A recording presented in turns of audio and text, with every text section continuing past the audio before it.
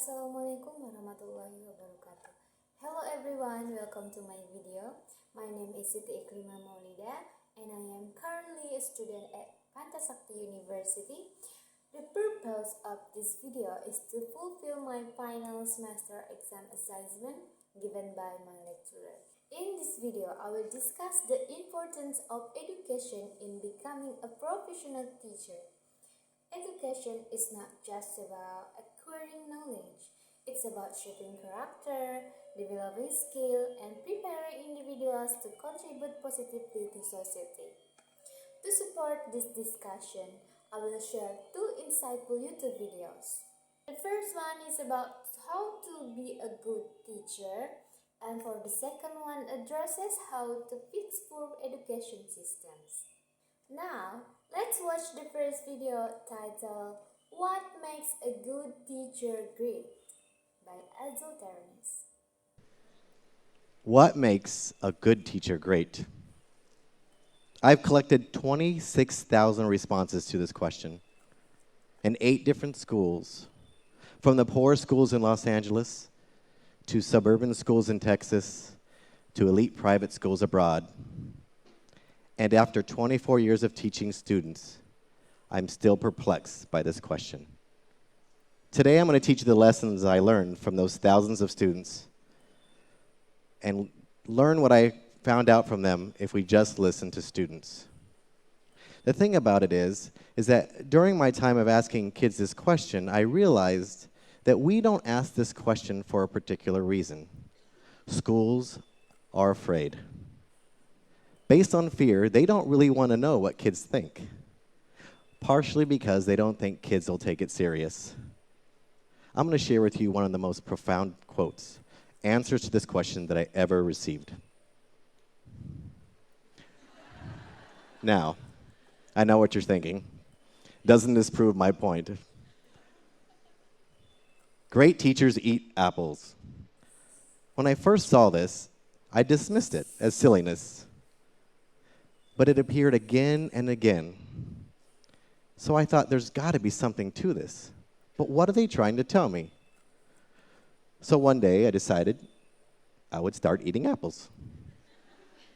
I ate them in the morning, at lunch, during class, in the hall. Kids began to give me apples. They'd see me eating them and say, "You're eating an apple." I know. They would smile, and I would smile back.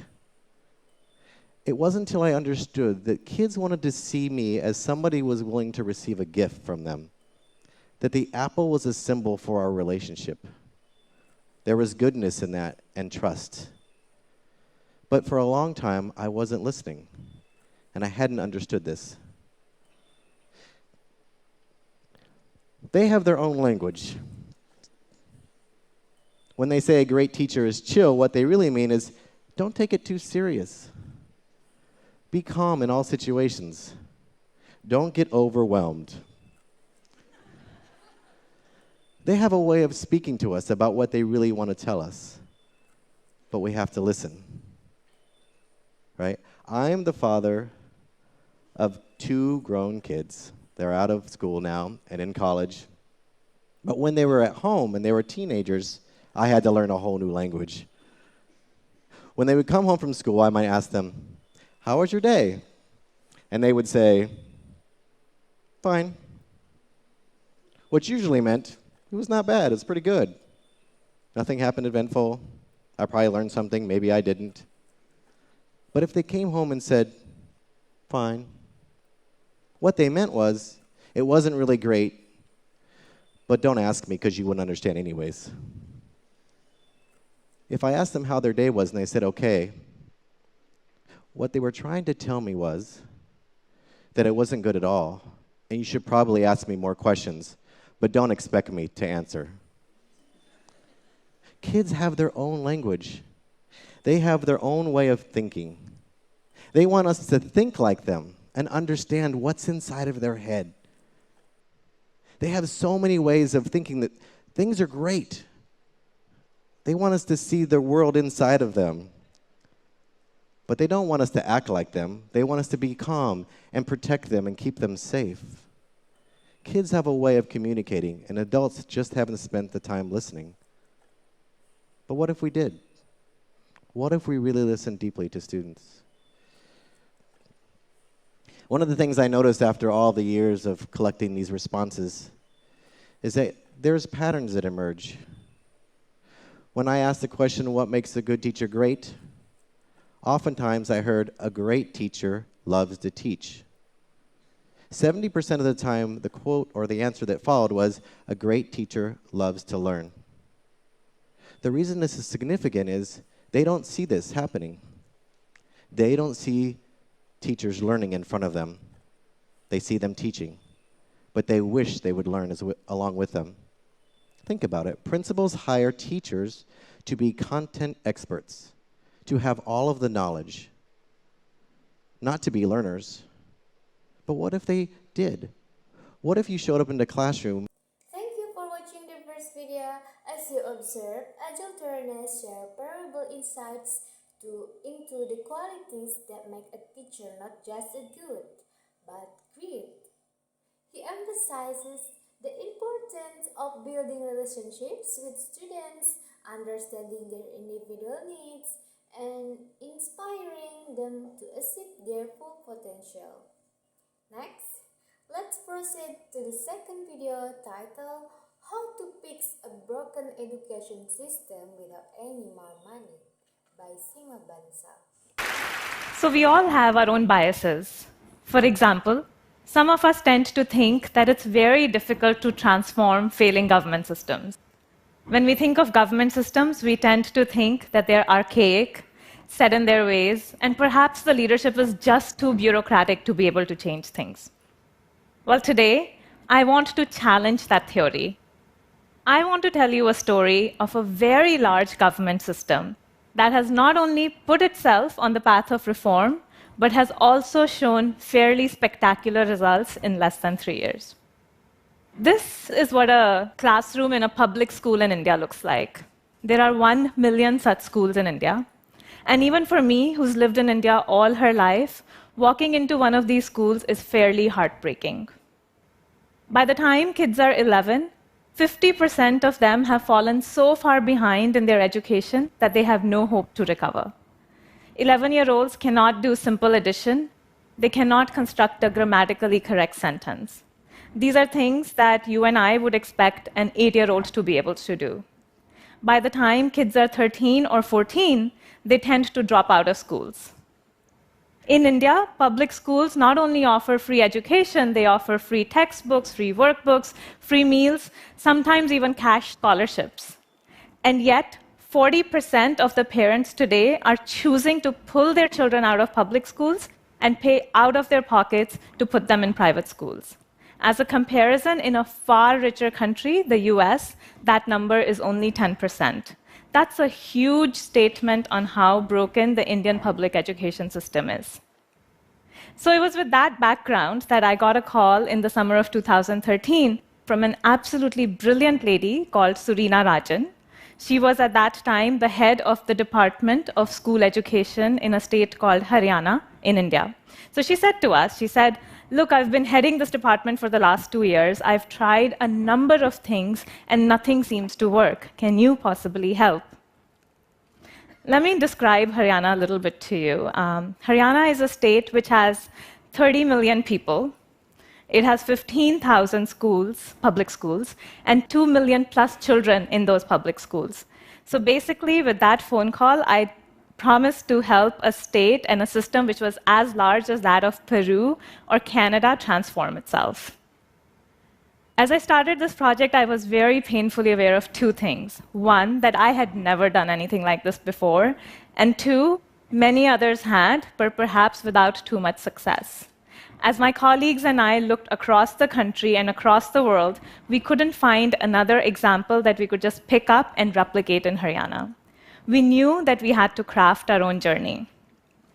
But anyway, we jumped right in, and as we jumped in, all sorts of ideas started flying at us. People said, let's change the way we recruit teachers. Let's hire new principals and train them and send them on international learning tours. Let's put technology inside classrooms.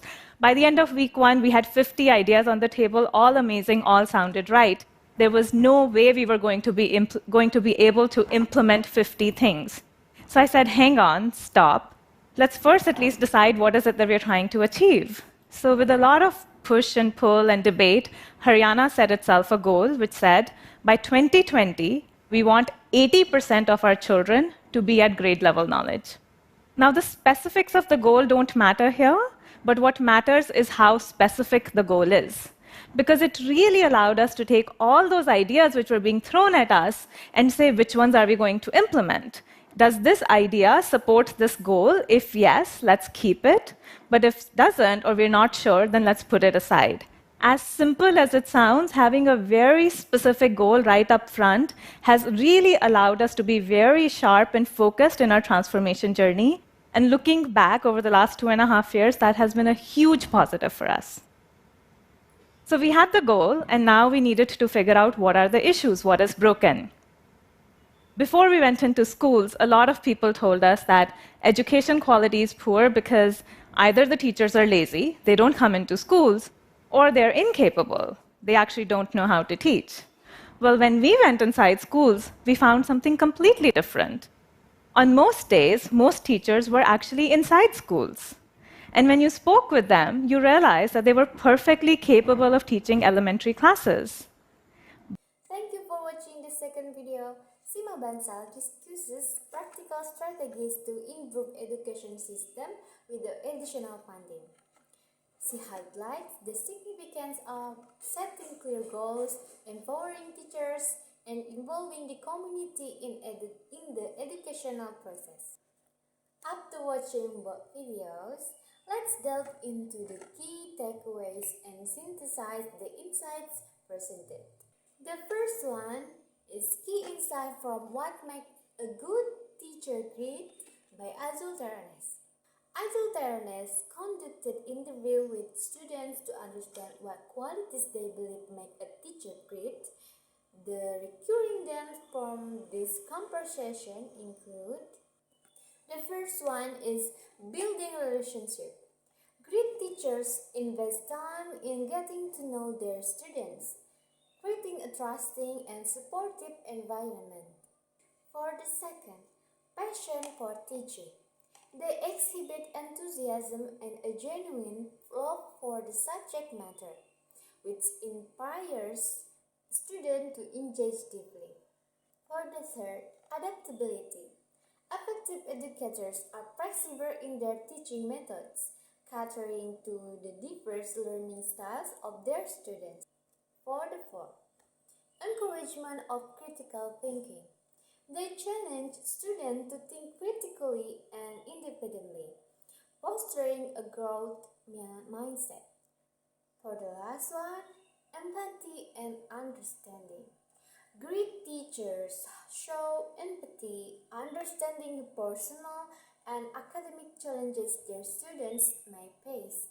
Okay, for the next, key insight from How to Fix a Broken Education System Without Any More Money by Sima Bansal. Sima Bansal shares her experience in improving the education system in Haryana, India, focusing on: the first one is setting clear objectives. Establishing specific, measurable goals for educational outcomes to provide direction and purpose. The second one, empowering educators. Providing teachers with the autonomy and resources to innovate and address challenges in their classroom. For the third, community engagement.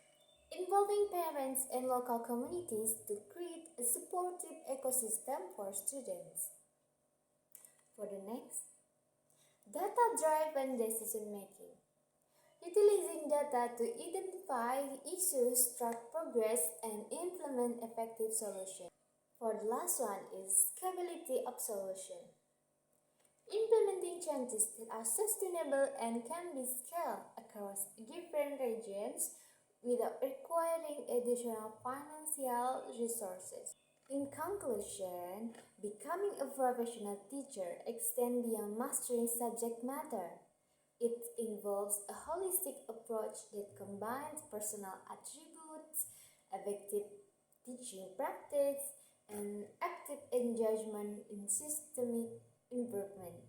By integrating these elements, we can contribute to an education system that not only impart knowledge but also inspire and empowers students to reach their full potential. Thank you for watching my video. I hope this insight have been informative and thought-provoking. See you next time. Wassalamualaikum warahmatullahi wabarakatuh.